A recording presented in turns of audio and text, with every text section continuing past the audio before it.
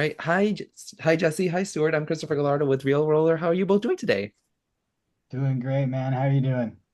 I'm doing great myself. So, with this film, I gotta say, I went in completely blind. I didn't know what to expect, but by the time I finished it, I was just like in complete shock with all of like the practicality and all of the scares that you both have got in this film. So, for you, Stuart, to begin, what was sort of the feeling that you sort of hoped to invoke from audiences as they watched this movie and sort of got that vibe around like the occult and the supernatural mixed in with all of the true crime stuff as well? I mean, the reaction I want to get is one of absolute terror and horror that people lose their minds with fear and can't handle it, I guess. But, I think with this kind of format, especially being a mockumentary kind of format, I think that there's kind of a unique ability with a movie like this to kind of get under people's skin in a way that other kind of more conventional horror movies maybe necessarily can't in some aspects because it is trying to present itself as being so real.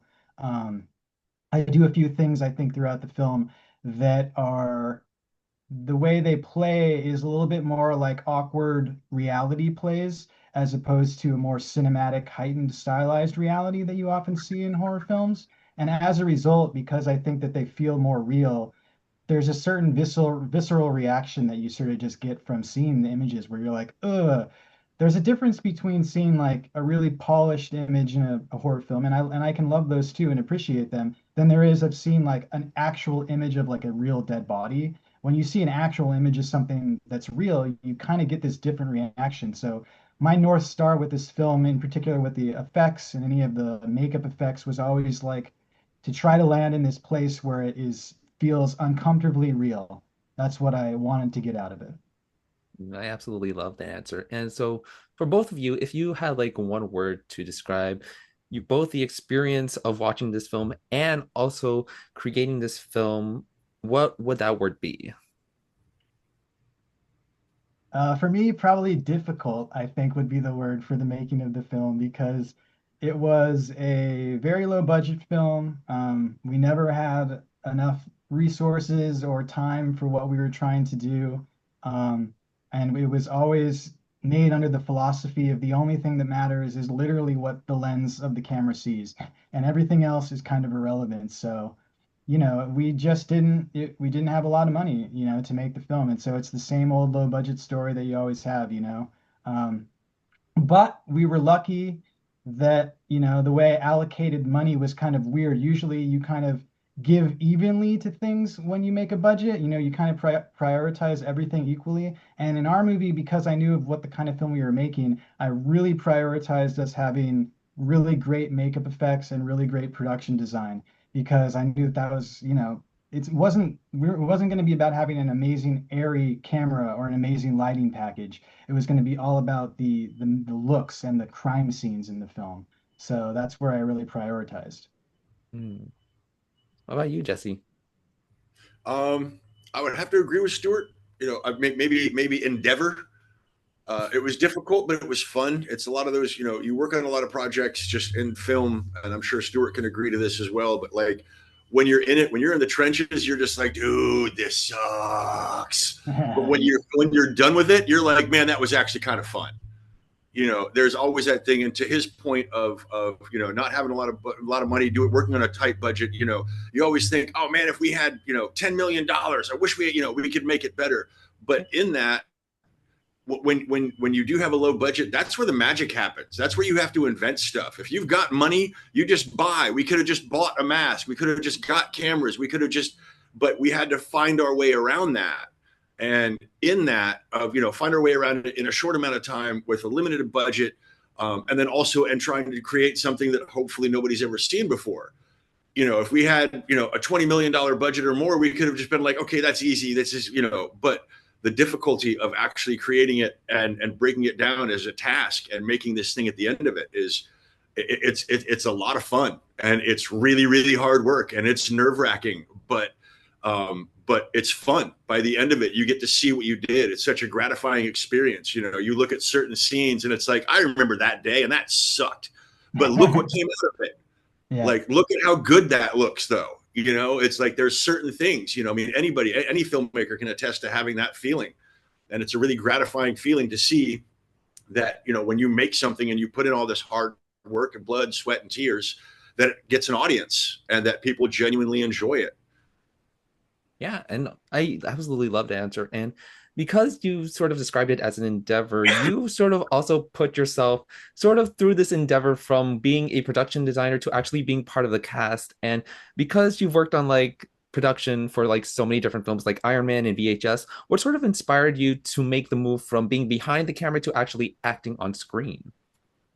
Well, there's kind of several parts to that. I mean, I've done it before. I worked with a good friend of mine, director Dan Bush, on The Vault in 2017, where I was also the production designer. And then kind of through a process, I became the bad guy in that, also wearing a mask. But we found it was really convenient of like, well, hey, listen, go throw the wardrobe on and peek through a window. So we had these added extra opportunities. Instead of having trying to schedule the actor, I was there. I'm there every day doing what I need to do for art department, and being able to kind of just jump into Mr. Shiny when we needed to, even if it was, you know, and it was very well scripted throughout, but if the opportunity was there, we could take it. And so when I read the script and talked to Stuart, it's like, you know, this is what, again, it's an indie endeavor. You know, different people are going to be playing different roles in the film. You know, other people are going to be, you know, we got to need background characters. We need all these different people. And after I read the script, it was like, so who's going to play Mr. Shiny? Like, hey, you know, and I kind of explained to him what I had done with The Vault, and he went and watched that film and liked what he saw. So it was really kind of like a, you know, it was really fun to bring it kind of full circle, you know, in terms of not only being the production designer and creating the world of this serial killer, but in a way, I'm almost kind of building my own world. So, you know, building the aftermath of these crime scenes so I can imagine what I did as this character, and this is the world I would live in. You know, not that Stuart and I would argue, but he's like, oh, we should do this and put this here. And I'm like, no, Mr. Shiny wouldn't do that. And he's like, got it. You're right. You're right. So it was really kind of, you know, giving me the levity from the art side and also from the actor side of kind of, you know, and then trusting him to kind of, you know, make me do weird shit and then it's going to look cool. So would you say, so from going to your character from The Vault to Mr. Shiny, would you say they have like one shared trait that you sort of transferred over from your performance to sort of this performance as well?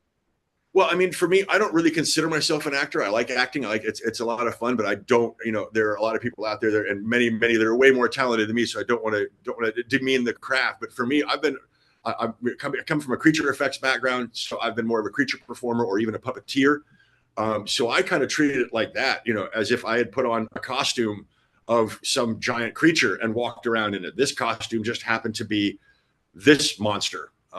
So in that, and a certain gait and a certain walk and how you kind of, you know, inhabit that character, so to speak, you know. But again, for me, it was kind of outside looking in where, you know, Mr. Shiny was just a puppet that I was kind of controlling.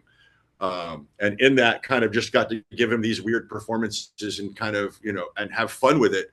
As weird as that is to say, as much of a dark, just, you know, evil guy, it's, you know, it was a fun character to play, you know, just because you get to be weird and quirky and scary. So Oh yeah, and also sort of speaking on sort of the creatures that you also mentioned, because VHS also has like so many creatures, and considering how VHS sort of deals with the found footage and the cult subgenres, for you, Stuart, how do you think Jesse's work on those shorts sort of influenced that collaborative process that you guys had on this film?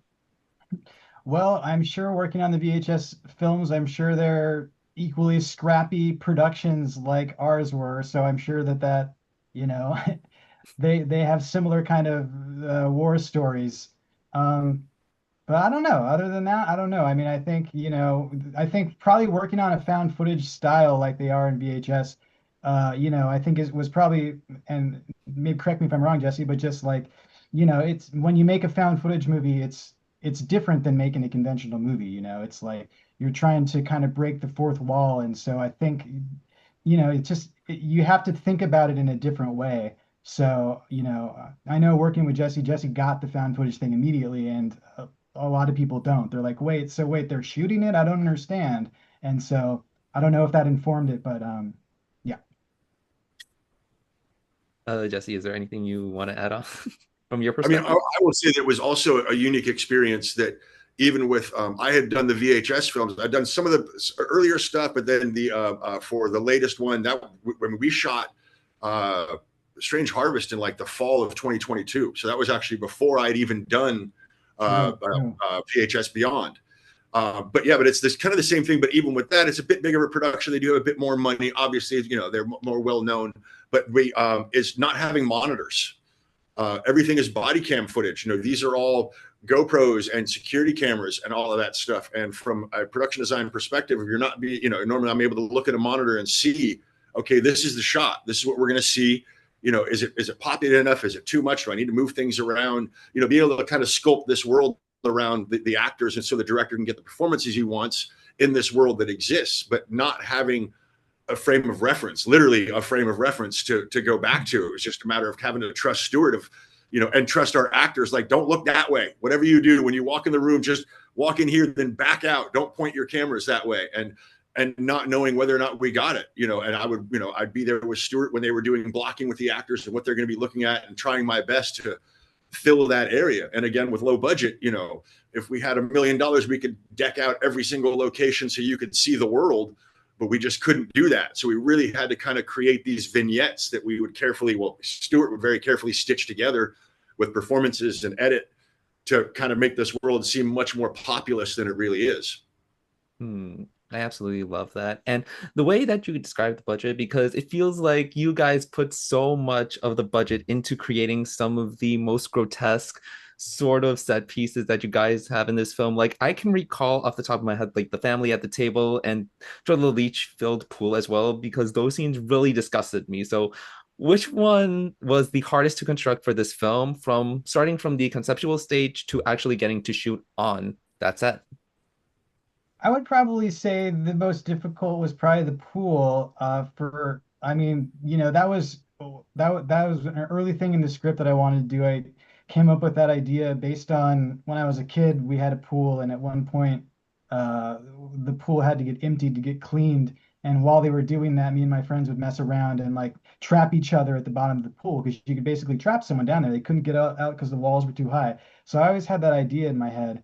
But then when we went to shoot it, that actually on paper sounded like it was going to be really difficult. One of the hardest locations to find. It's very specific. A house is a house. There's a million of them, but we were looking for an empty Olympic-sized pool. There's only so many of those that exist in any one area.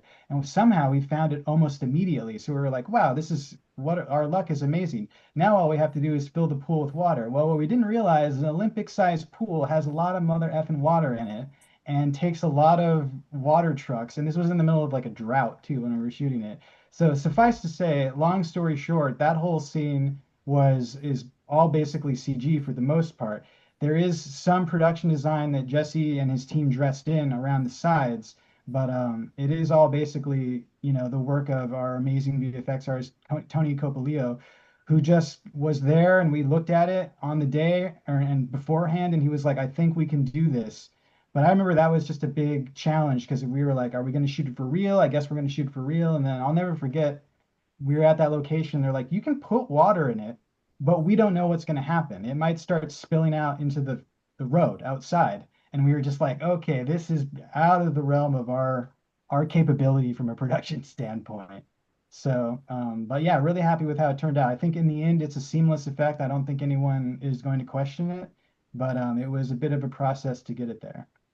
Well, you guys got the process done, and I think it really worked. But for you, Jesse, what was also that sort of set piece that you really was sort of the hardest to construct? That's kind of a toss up between the pool and Leslie, Mr. Shiny's storage unit. Trying to kind of, you know, the movie is very obviously influenced by a lot of other films, but you want to kind of do that tongue in cheek because this is meant to be real. So, you know, there is the storage unit from Silence of the Lambs. There's the storage units from True Detective. There's these, it is kind of a trope that's been used, but doing it our own way, but also trying to make it look really lived in. I mean, that actually was not a storage unit. That was part of a warehouse with a giant roll-up door that construction had built a frame around it to make the door smaller. And then we basically built smaller walls to block everything off. And then I just kind of emptied out my storage unit and my collection of props and books and all kinds of skeletons and bones and parts and anything I could do to really make this storage unit look like it was, you know, Mr. Shiny's been in hiding for 15 years. He's presumably had this whole time. But then also being able to populate this space with star maps and things that we didn't have. So again, trying to make this thing look like it's, you know, it's a hoarder, you know, but we literally had to build this in what, Stuart, in a day, build it in one day, shoot it the next day, and then get rid of it the same day we shot it.